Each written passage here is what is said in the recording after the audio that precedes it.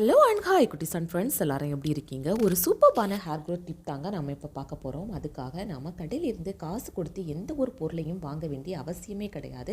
வீட்டில் இருக்கக்கூடிய பொருட்களை வச்சு எப்படி எளிதிலே ஹேர் மாஸ்க் ப்ரிப்பேர் பண்ணலான்னு தான் பார்க்கலாம் வாங்க.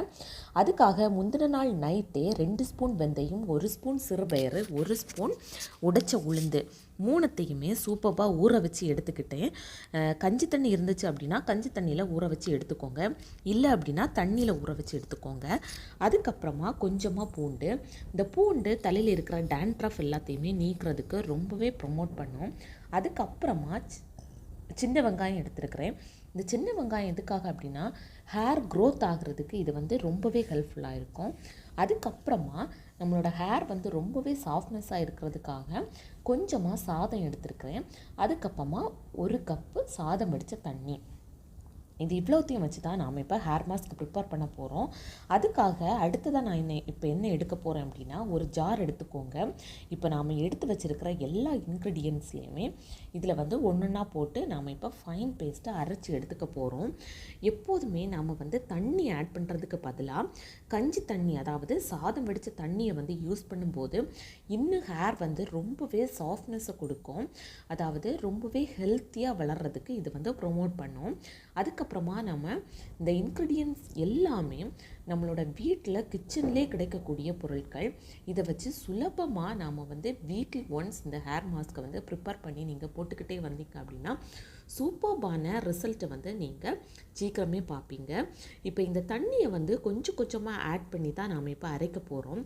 மொத்தமாக தண்ணியை நாம் விடக்கூடாது. ஏன்னா இந்த திங்ஸ் எல்லாமே அரைப்படாது. ஸோ எப்போவுமே கொஞ்சம் கொஞ்சமாக இந்த தண்ணியை விட்டு அரைச்சி எடுத்துகிட்டு வந்துடலாம். இப்போ பாருங்கள், இந்த மாதிரி கன்சிஸ்டன்சியில் தான் இருக்கும். நான் எவ்வளவு தண்ணி ஆட் பண்ணியிருக்கிறேன்னு பாருங்கள். ஸோ இதை நாம் இப்போ என்ன பண்ணிக்க போகிறோம் அப்படின்னா ஃபில்டர் பண்ணி எடுத்துக்க போகிறோம். ஃபில்டர் பண்ணாமல் நாம் யூஸ் பண்ணணும் அப்படின்னா தலையில் ஒரு மாதிரி மகிழி மாதிரி இருக்கும். ஸோ அதுக்காகத்தான் நாம் இப்போ ஃபில்டர் பண்ணி எடுக்க போகிறோம்.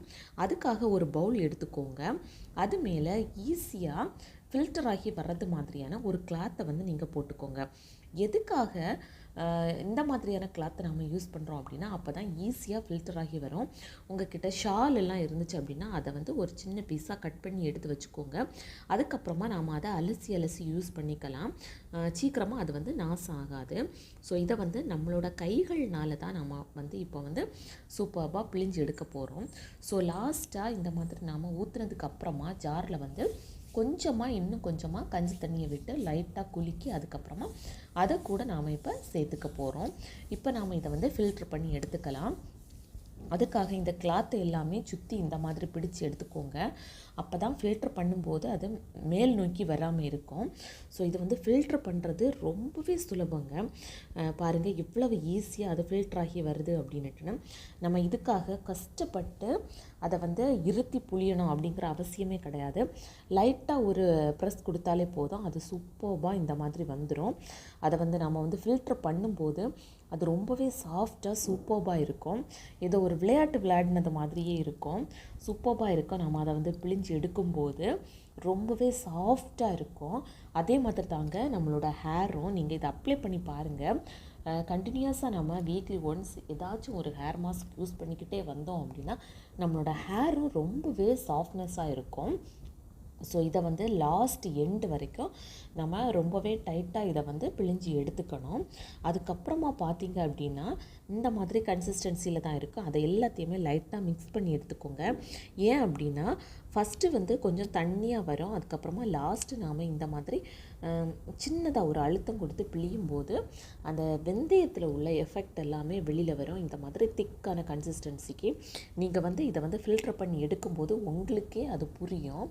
அதுக்கப்புறமா என்ன பண்ணிக்கோங்க அப்படின்னா லைட்டாக கை கொண்டு அதை மிக்ஸ் பண்ணி எடுத்துக்கோங்க. ஸோ மிக்ஸ் பண்ணும்போது அந்த தண்ணியாக இருக்கிற பேஸ்ட்டும் ரொம்ப திக்காக இருக்கிற பேஸ்ட்டுமே ரெண்டாக சேர்ந்துக்கும். இந்த மாதிரி லைட்டாக கை கொண்டு லைட்டாக இந்த மாதிரி மிக்ஸ் பண்ணி எடுத்துக்கோங்க. பாருங்கள் எவ்வளவு சூப்பராக இருக்குன்னு. பார்க்குறதுக்கே அவ்வளோ நைஸாக இருக்கும். இதை இந்த தண்ணி மாதிரி இவ்வளவு கன்சிஸ்டன்சியில் வேண்டாம், எனக்கு இன்னும் இறுகின பேஸ்ட்டாக வேணும் அப்படின்னா நீங்கள் கொஞ்சம் தண்ணியை கம்மி பண்ணி ஆட் பண்ணி அரைச்சிக்கோங்க. இல்லை அப்படின்னா நீங்கள் இந்த மாதிரி அரைச்சிட்டு ஒரு 5 to 10 minutes அதை அப்படியே விட்டுட்டீங்க அப்படின்னா அந்த நம்ம வெந்தயம் சேர்த்துருக்கிறதுனால அது வந்து இறுகும் இன்னும். ஸோ இதை எப்படி இனிமேல் நாம் யூஸ் பண்ணணும் அப்படின்னு தான் நாம் இப்போ பார்க்க போகிறோம். அதுக்காக உங்கள் ஹேர் ஃபுல்லாக எல்லா தெத்தையுமே எடுத்து ரிமூவ் பண்ணிக்கோங்க. அதுக்கப்புறமா ஹேர் ஃபுல்லாக ஆயில் அப்ளை பண்ணிவிட்டு அதுக்கப்புறமா இதை வந்து அப்ளை பண்ணி 5 to 20 minutes அதை அப்படியே விட்டுட்டு ஹேர் பாத் எடுத்துக்கோங்க. Start to love yourself, everything will be changed. Thank you for watching.